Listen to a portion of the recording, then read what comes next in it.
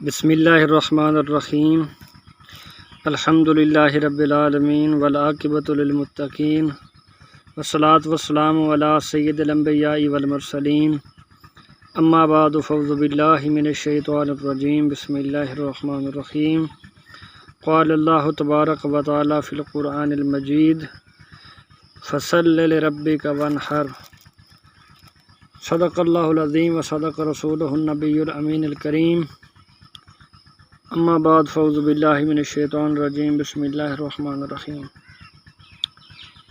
تو سامعین ذیت شام، آج جو ہمارا موضوع ہے وہ ہے احکام قربانی۔ قربانی کے احکامات کے حوالے سے آج کی نشست شروع کرتے ہیں۔ بسم اللہ الرحمن الرحیم۔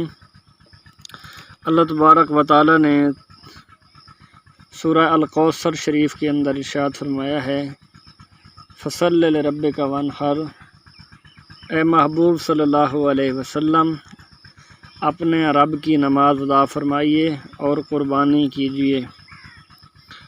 تو قربانی کا واجب ہونا قرآن پاک کی آیت مبارکہ سے ثابت ہے۔ قربانی جو ہے یہ شرعاً واجب ہے ہر مالدار اور غنی پر۔ قربانی کے واجب ہونے کے لیے کم از کم 4 شرائط ہیں۔ اگر یہ چاروں کسی شخص کے اندر پائی جائیں گی تو اس پر قربانی واجب ہو جائے گی۔ اگر ان میں سے ایک شرط بھی کم پائی گئی تو اس پر قربانی واجب نہیں ہے۔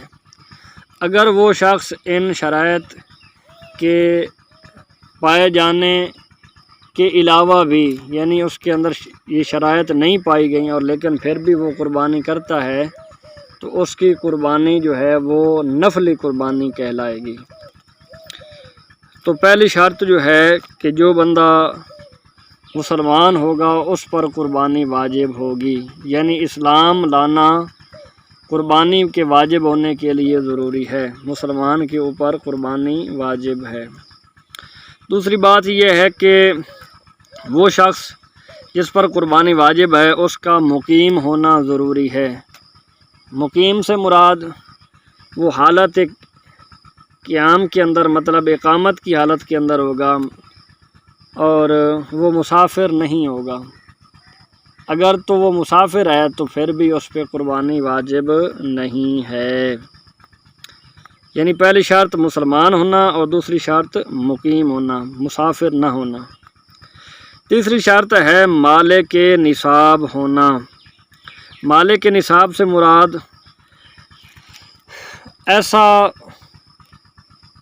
مال یا سونا یا چاندی یا مال تجارت یا قیمت جو شریعت نے متعین کی ہے، اگر اس شخص کے پاس ہوگی تو وہ بندہ مالک نصاب کہلائے گا، اور جو بندہ مالک نصاب ہوگا اس پہ بھی قربانی واجب ہوگی۔ مالک نصاب کتنا ہے؟ اگر کوئی بندہ جس کے پاس 7.5 تولے سونا ہے تو اس پہ قربانی واجب ہے۔ دوسری بات، اگر اس کے پاس سونا نہیں ہے تو 52.5 تولے اگر اس کے پاس چاندی ہے تو تب بھی اس پہ قربانی واجب ہو جائے گی۔ اگر نہ سونا ہے اور نہ ہی چاندی ہے تو اگر 52.5 تولے چاندی کے برابر اس کے پاس پیسے ہیں تو پھر بھی اس پہ قربانی واجب ہو جائے گی۔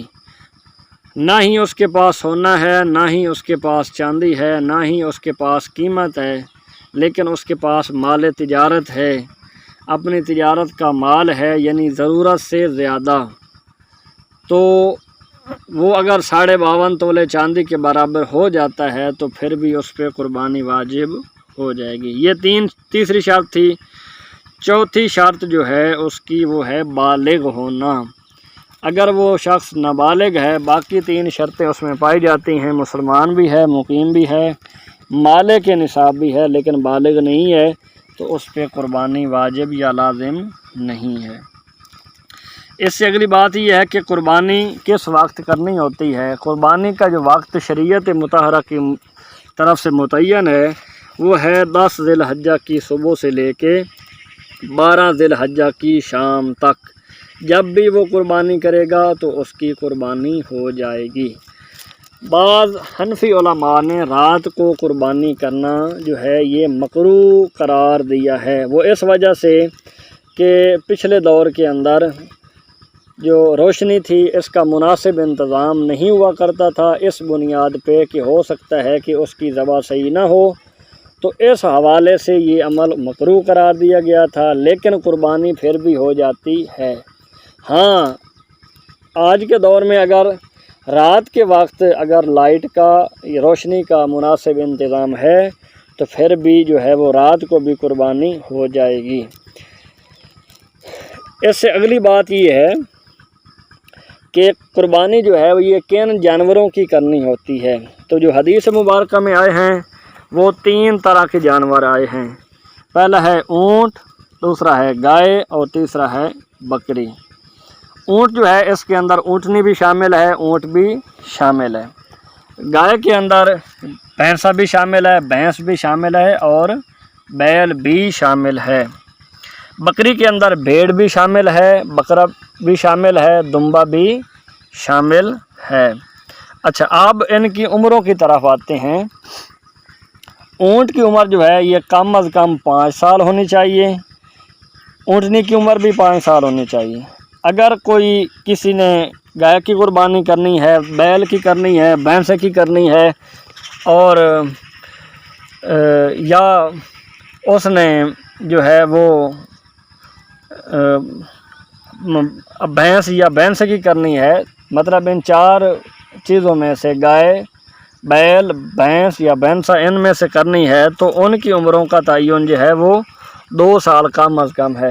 اگر وہ دھندہ ہو جائے، جیسے 2 دانت ٹوٹ جاتے ہیں، تو بعض اشخاص کہتے ہیں کہ اب اس کی قربانی ہو سکتی ہے، لیکن بارہا بار دیکھا گیا ہے کہ ایک جانور ہے اس کی عمر 1.5 سال ہے، لیکن وہ اس کے جو 2 دانت ہیں نیچے والے وہ ٹوٹ جاتے ہیں، لیکن پھر بھی جو ہے اس کی قربانی نہیں ہوگی۔ ایک ایسا جانور بھی دیکھا گیا ہے جس کی عمر 2 سال سے زیادہ تھی، لیکن اس کے 2 سال کے بعد دانت ٹوٹتے ہیں، تو دانتوں کا اعتبار شریعت کے اندر نہیں ہے بلکہ عمر کا اعتبار ہے۔ تو اگر کسی گائے، بھینسے کی یا بیل کی عمر 2 سال ہو جائے گی تو وہ قربانی اس کی ہو سکتی ہے۔ اس سے اگلا جو بات ہے وہ بکری کی ہے، بکرے کی ہے، بھیڑ کی ہے اور دمبے کی ہے۔ تو ان کے لیے 1 سال جو ہے وہ شرط ہے، کم از کم ان کی عمریں 1 سال ہونی چاہیے۔ ہاں، اگر کوئی ایسی بھیڑ ہے یا دمبا ہے جس کی عمر 6 ماہ ہو یا اس سے تھوڑا سا زیادہ ہو اور وہ سال والے کے برابر لگتا ہو دیکھنے میں، تو اس کی قربانی بھی شریعت کی طرف جائز ہے۔ اس سے اگلی بات یہ ہے کہ کوئی ایسا شخص ہے کہ وہ عید کی نماز تو نہیں پڑھتا، لیکن عید کی نماز پڑھنے سے پہلے قربانی کر لیتا ہے تو اس کی قربانی نہیں ہوگی۔ چونکہ صحیح 6 کے اندر حضرت ابو ہریرہ رضی اللہ تعالیٰ عنہ کا واقعہ موجود ہے، انہوں نے عید کی نماز پڑھنے سے پہلے قربانی کر لی تھی، تو نبی پاک صلی اللہ علیہ وسلم نے فرمایا کہ اور جانور ذبح کرو، آپ کی قربانی نہیں ہوئی۔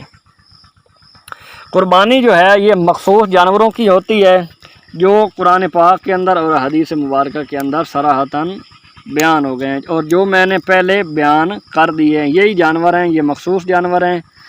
ان کے علاوہ کسی جانور کی قربانی نہیں ہو سکتی، نہ ہی خرگوش کی قربانی ہو سکتی ہے، نہ ہی ہرن کی قربانی ہو سکتی ہے، نہ ہی مرغے کی قربانی ہو سکتی ہے، نہ ہی انڈے وغیرہ کی قربانی کی جا سکتی ہے۔ یہ جو میں نے جانور پہلے بیان کیے ہیں یہی جانور ہیں، یہی مخصوص ہیں، اس کے علاوہ کسی بھی حلال جانور کی قربانی بھی جائز نہیں ہے۔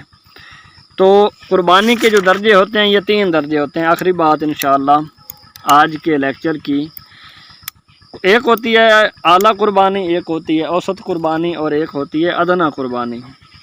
اعلیٰ قربانی یہ ہے کہ کسی بھی جانور کو اللہ کے نام پہ ذبح کر کے اللہ کی رضا کی خاطر اس کے پورے کا پورا جو گوشت ہے وہ غربا، یتیموں، مسکینوں اور جو حقدار لوگ ہیں ان کے اندر بانٹ دیا جائے، تو یہ اعلیٰ قربانی ہے۔ ایک ہوتی ہے اوسط قربانی۔ اوسط قربانی وہ قربانی ہے کہ جانور جو ہے وہ اللہ کی راہ میں قربان کرنے کے بعد اس کے 3 حصے کیے جائیں، اس کے گوشت کے 1 حصہ خود رکھا جائے، 1 غریب جو رشتہ دار ہیں ان کو دیا جائے، اور باقی فقراء اور مساکین کو دے دیا جائے۔ تو 3 حصوں کرنے والی جو قربانی ہے یہ اوسط قربانی ہے۔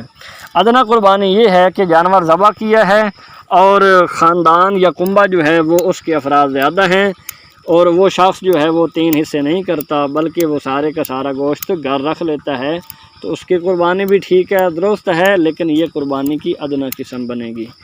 تو دعا ہے اللہ کریم کی بارگاہ عالیہ قدسیہ کے اندر اللہ پاک ہمیں احکام اسلامیہ سیکھنے کی اور ان پر اخلاص کے ساتھ عمل پیرا ہونے کی توفیق ہمت عطا فرمائے۔